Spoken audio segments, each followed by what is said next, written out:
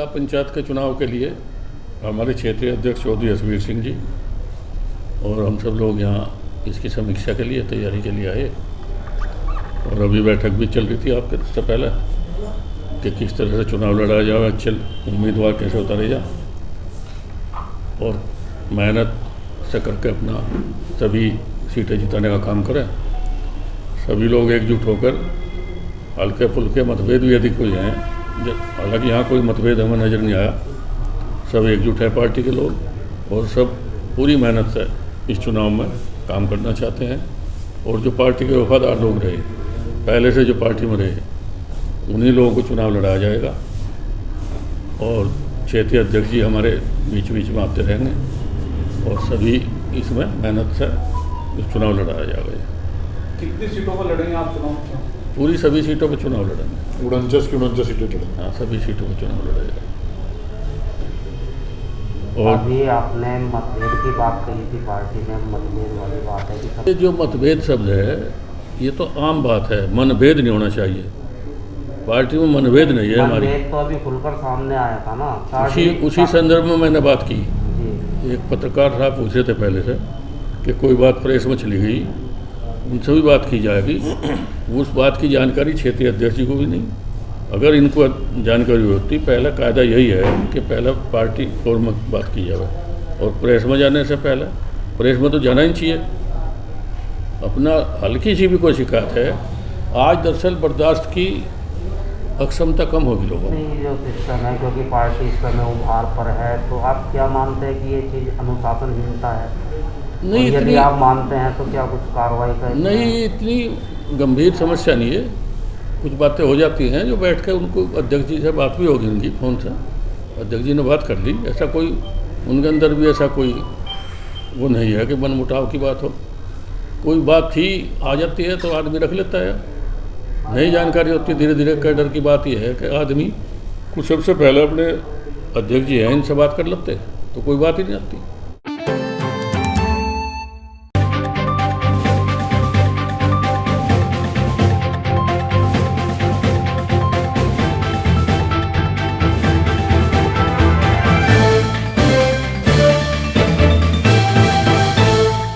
मेरा नाम मौलाना मोहम्मद याकूब बुलंदशहरी है।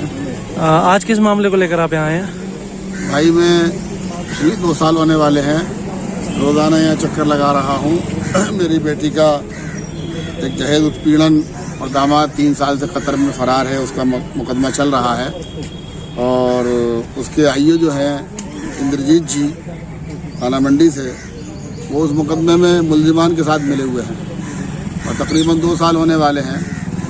तमाम उच्च अधिकारियों के कहने के बावजूद, तमाम ज़िले और कमिश्नरी के मंत्रियों के कहने के बावजूद उन्होंने उसमें कोई काम नहीं किया है और खुले तौर पर मुल्जिमीन के साथ मिले हुए हैं, कोर्ट में खड़े होकर उनकी ज़मानतें करवाते हैं।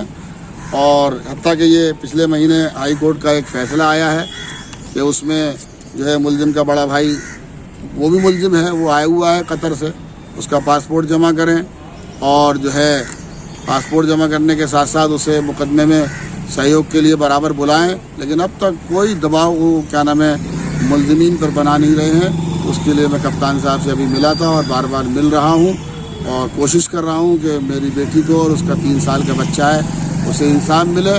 और मोदी जी की जो ये तहरीक है, जो उनकी कोशिश है बेटी बचाओ बेटी पढ़ाओ, खुद योगी जी की भी है, निज़ाम महिला सशक्तिकरण। लेकिन बाद पुलिस अधिकारी ऐसे हैं कि जो क्या नाम है मुख्यमंत्री जी की और प्रधानमंत्री जी की योजनाओं को जो है वो क्या नाम है नुकसान पहुंचा रहे हैं और बेटियों पे जुल्म करने वालों के साथ खड़े हैं। बार बार 10वीं मरतबा कप्तान साहब को एप्लीकेशन दे चुके हैं, दे रहे हैं। बहरहाल यही एक दरवाज़ा है जहां हमें इंसाफ के लिए आना है, आ रहे हैं और कोशिश कर रहे हैं, इसलिए यहाँ पर आए थे।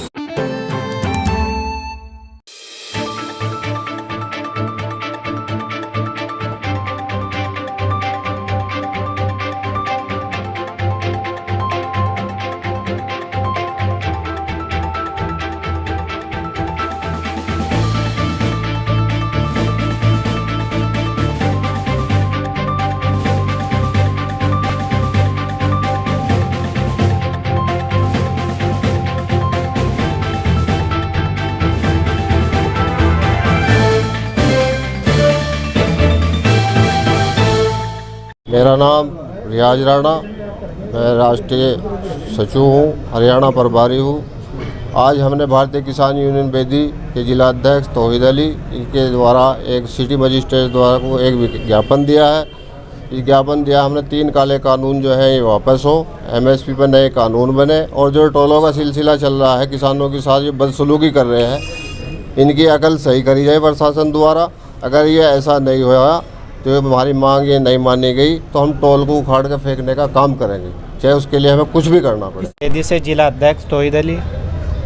आज हम ज्ञापन देने आए थे सिटी मजिस्ट्रेट साहब को, जो कि भारत के किसानों के ऊपर देश की सरकार ने जुल्म व अत्याचार लगातार बढ़ाती जा रही है। आज 4 महीने से ज़्यादा हो चुके हैं। भारत की सरकार के कानों पर कोई जू नहीं रेख रही है। उन्होंने किसानों के ऊपर बराबर जुल्म करने का काम कर रही है और उनकी हमने ज्ञापन में जो अपनी एक मुख्य मांग रखी है वो ये है कि वो किसानों से देश के प्राइम मिनिस्टर जाकर राब्ता करे और उन काले कानूनों को वापस लेने का काम करे। दूसरी मांग ये है हमारी कि जो देश के अंदर कोरोना काल के बाद महंगाई जिस तरीके से बढ़ने का काम हुआ, गरीब और मजलूम लोग इस तरह परेशान हैं कि खाने तक के लाले पड़े हुए हैं। हर चीज़ के ऊपर लगभग 200% महंगाई बढ़ चुकी है। आप गैस सिलेंडर 400 रुपये से लेकर सीधा 900 रुपये पर चला गया। किसान इस तरह किसानों के साथ साथ गरीब भी परेशानी झेल रहा है। और तीसरी मांग जो हमारी है वो ये है कि पंजाब हरियाणा के अंदर किसानों के लिए टोल टैक्स फ्री रहता है। और हमारी मुख्य मांग ये भी है कि उत्तर प्रदेश के अंदर भारतीय किसान यूनियन बेदी के साथ साथ सभी किसानों की टोल टैक्स फ्री होने चाहिए। इसी संबंध में हमने आज ज्ञापन दिया है।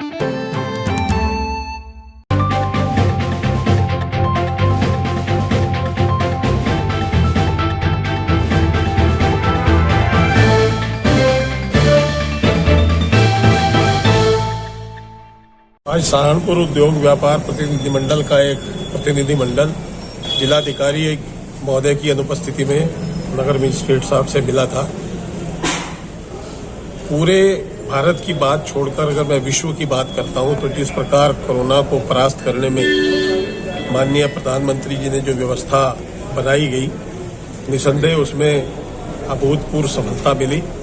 और उसके बाद वैक्सीनेशन को लेकर जो व्यवस्था बनाई गई वो भी बहुत सुचारू रूप से निरंतर जारी है और पूरे विश्व के अंदर उसने कीर्तिमान स्थापित किया। लेकिन मैं देखता हूं कि पिछले 15-20 दिन के अंतराल में पूरे नगर में सोशल मीडिया के माध्यम से हो या आपसी विचार विमर्श के माध्यम से जगह जगह इस बात की एक चर्चा और भ्रामक प्रचार निरंतर जारी है कि फिर से लॉकडाउन की स्थिति में सहारनपुर बढ़ रहा है। पिछले दिनों मैंने देखा है कि व्हाट्सएप पे किस प्रकार माननीय मुख्यमंत्री जी का पुराना एक संदेश प्रसारित किया जा रहा था।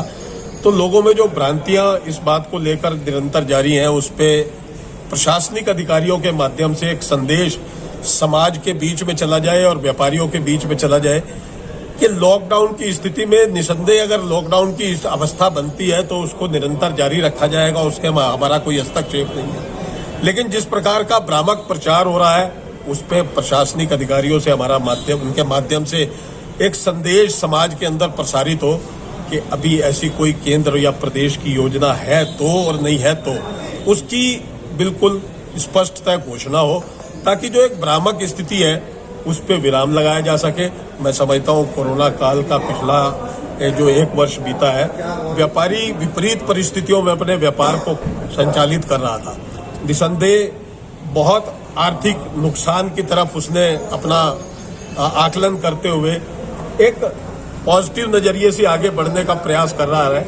लेकिन ये जो भ्रामक स्थितियां फिर से शुरू हो गई हैं तो एक मन में संशय उत्पन्न होना शुरू हो गया है कि आने वाले त्योहार के सीजन में, आने वाले वैवाहिक सीजन में कि किस प्रकार व्यापारी अपने आर्थिक स्थिति का व्यवस्थित तरीके से संचालन करे, अपने स्टॉक को खरीदना शुरू करे, बेचने की स्थिति में आए। ये जो भ्रामक स्थितियां हैं इस पे अगर मैं समझता हूँ स्पष्ट रूप से सहारनपुर का प्रशासनिक अधिकारी इस बात का संकेत देंगे तो निश्चित रूप से जो भ्रामक प्रचार है उस पर विराम लगेगा और व्यापारियों में जो भी स्थिति हो उसको सहन करने के लिए संकल्प शक्ति के साथ वो आगे